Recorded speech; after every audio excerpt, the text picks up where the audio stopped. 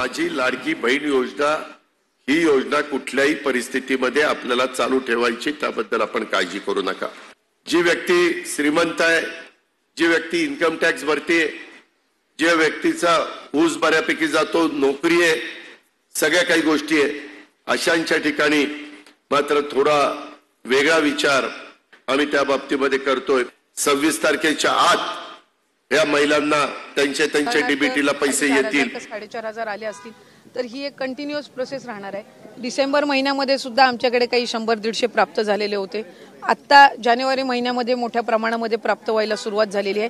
अशी जसं त्या ठिकाणी त्यांना लक्षात येईल तशा पद्धतीने निश्चितपणाने ती प्रोसिजर होईल आणि आम्ही जे क्रॉस व्हेरिफिकेशन परिवहन विभाग असेल, इन्कम टॅक्स डिपार्टमेंट सोबत असेल आणि इतर यांच्या सोबत जे काही क्रॉस व्हेरिफिकेशन चालू केलेलं आहे त्याच्यामुळे ही एक ऑनगोईंग प्रोसिजर राहणार आहे, सातत्याने ती चालू राहणार आहे। त्याच्यामुळे कमी जास्ती नंबरमध्ये आपल्याला पुढच्या कालावधीमध्ये पाहायला मिळेल। एक सवाल उपस्थित होतोय, एक सवाल प्रामुख्याने उपस्थित केला जातोय की हे सर्व जनतेचे पैसे आहेत। एक सवाल उपस्थित विरोधकांकडून केला जातोय की हे सर्व जनतेचे पैसे आहेत, वेगवेगळ्या योजनांमध्ये पैसे जर माघारी घेतले जातात तर लाडक्या बहीण योजनेमधले पैसे तुम्ही वापस का घेत नाहीये? पण असं कोणी म्हटलं की वापस घेत नाहीये? मी आताही याआधी माहिती दिली की सरकारी चलनच्या माध्यमातून आपण राज्य शासनाची जी तिजोरी असते ट्रेजर, त्याच्यासाठी आम्ही अर्थ नियोजन विभागासोबतही त्या संदर्भातला आमचं संपर्क चालू आहे। ते एक स्वतंत्र हेड म्हणजे रिफंड हेड जो असतो तो त्याच्यासाठी ते आम्हाला त्या ठिकाणी तयार करून देतील आणि त्या माध्यमातून हे राज्याच्या तिजोरीमध्ये येणार आणि ते वेगवेगळ्या योजना असेल किंवा इन्फ्रास्ट्रक्चर असेल किंवा त्याच्यासाठी जसं रुटीन शासनाचं रिफंडचं फंड वापरला जातो इतर योजनांसाठी किंवा शासकीय जी काही आपली लोकउपयोगी लोककल्याणकारीच्या योजना असतात तर त्यामध्ये तो वापरला जाईल। याचा मुद्दा असा आहे प्रामुख्याने तुम्ही असं म्हणताय की ज्यांचे अर्ज माघारी आलेले आहेत ते पैसे माघारी येत आहेत त्यांचे, परंतु ज्यांना चुकीच्या पद्धतीने अर्ज भरलेले आहेत जे अजूनही बोलायला तयार नाही। मी याआधी त्या संदर्भातली माहिती दिली की आमची जी क्रॉस व्हेरिफिकेशनची प्रोसिजर आहे परिवहन विभागासोबत चालू आहे। जे उत्पन्नाच्या पलीकडे जाऊन ज्यांनी त्या ठिकाणी लाभ घेतलेला आहे ते सुद्धा आम्ही क्रॉस व्हेरिफिकेशन करत आहोत।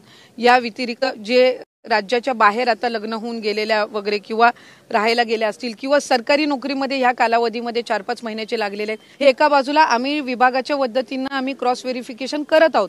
पण हे जे आपण 4,000-4,500 म्हणतोय हे स्वतःहून पुढे आलेले आहेत। या व्यतिरिक्त क्रॉस व्हेरिफिकेशन मध्ये येणार आहेत ते वेगळेच आहेत।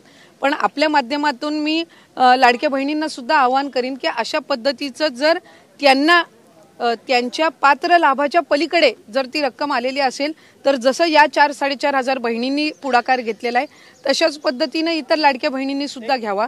त्याच्यामुळे ह्या दोन स्वतंत्र प्रोसिजर आहेत।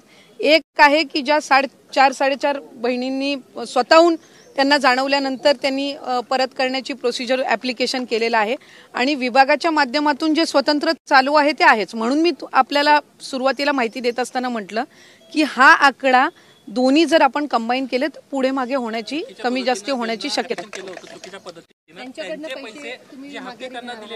पैसे परत वापस घेण्यासंदर्भातला प्रश्न आहे। पैसे परत घेतले जाणार का ज्यांनी चुकीच्या पद्धतीने केलेले आहेत त्यांचे पैसे जे आधी त्यांना मी आपल्याला त्या संदर्भामध्ये सुद्धा माहिती दिली की आम्ही क्रॉस व्हेरिफिकेशन मध्ये अशा पद्धतीने आढळल्यास त्यांना त्या संदर्भातली माहिती देऊन आता जसं 4,000-4,500 बहिणी पुढे आलेल्या आहेत आणि त्या स्वतःहून शासनाला ते रिटर्न करत आहेत, तशाच पद्धतीनं ज्यांनी चुकीच्या पद्धतीने घेतलेले आहेत त्यांना त्या संदर्भामध्ये एकदा तो डेटा आम्हाला जसा मिळत जाईल त्यांना त्या संदर्भातली माहिती दिली जाईल आणि राज्य शासनाच्या तिजोरीमध्ये तो त्या पद्धतीने जमा केला जाईल। 2.5 कोटी लाभार्थ्यांची महिलांची तुम्ही काही पावलं उचलणार आहात का? जर नियमबाह्य फॉर्म भरून सुद्धा जर एखाद्या बहिणीने लाभ घेतला असेल आणि तिने जर अर्ज नाही केला तर तुम्ही काही पावलं उचलणार आहात? नाही, मी त्याच संदर्भातली आपल्याला माहिती दिली की क्रॉस व्हेरिफिकेशन मध्ये अशी ना तशीही आम्हाला त्या संदर्भातली जी माहिती आहे ती मिळणार आहे।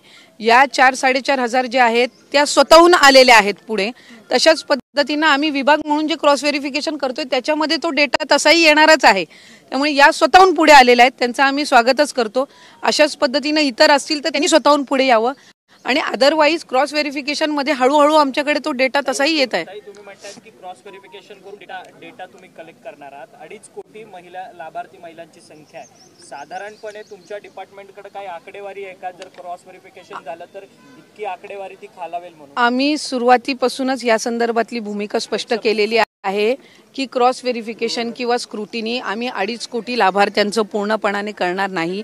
पिवळा आणि केशरी कार्डधारक जे आहेत त्यांचं उत्पन्न 1 लाखापेक्षा कमीच आहे, म्हणून ते पिवळे आणि केशरी कार्डधारक आहेत. त्याच्यामुळे ती जी संख्या आहे ही साधारणपणे 1.5 कोटीपेक्षा सुमारे त्याच्यापेक्षा अधिक जात असते. त्याच्यामुळे तिथं स्क्रुटिनी किंवा क्रॉस व्हेरिफिकेशन करण्याचा काही विषय येत नाही, कारण त्यांचे उत्पन्न हे त्यांना जे कार्ड मिळालेलं आहे, जे पूर्वीपासून अन्न व नागरी पुरवठाच्या माध्यमातून किंवा इतर योजनांचा ते लाभ घेत आहेत, त्याच्यामध्ये ते क्लिअर आहे. दुसरी महत्त्वाची बाब नमो शेतकरी योजना आहे, ज्याच्यामध्ये 1000 रुपयाचा लाभ काही महिलांना मिळत असतो. त्याच्यामध्ये सुरुवातीपासूनच आम्ही शासन निर्णयामध्ये एक निर्गमित केलेला आहे की ज्या इतर योजनांचा लाभ घेतात पण तो 1500 पेक्षा कमी आहे, त्याची जी वरची कॅपिंग आहे ती लाडकी बहीणच्या माध्यमातून दिली जाईल. म्हणजे उदाहरणार्थ नमो शेतकरीचा 1000 रुपयाचा लाभ हा लाडक्या बहिणींना मिळतोय. आता 1500 तो करण्याच्या दृष्टिकोनातून वरची जी 500चा लाभ आहे हा लाडक्या बहिणीच्या माध्यमातून दिला जाणार. आणि ह्यामध्ये आम्ही कुठलाही शासन निर्णयामध्ये बदल करत नाही. आपण जो GR सुरुवातीला बघितला किंवा शासन निर्णय जो आम्ही निर्गमित केलेला आहे त्यानुसार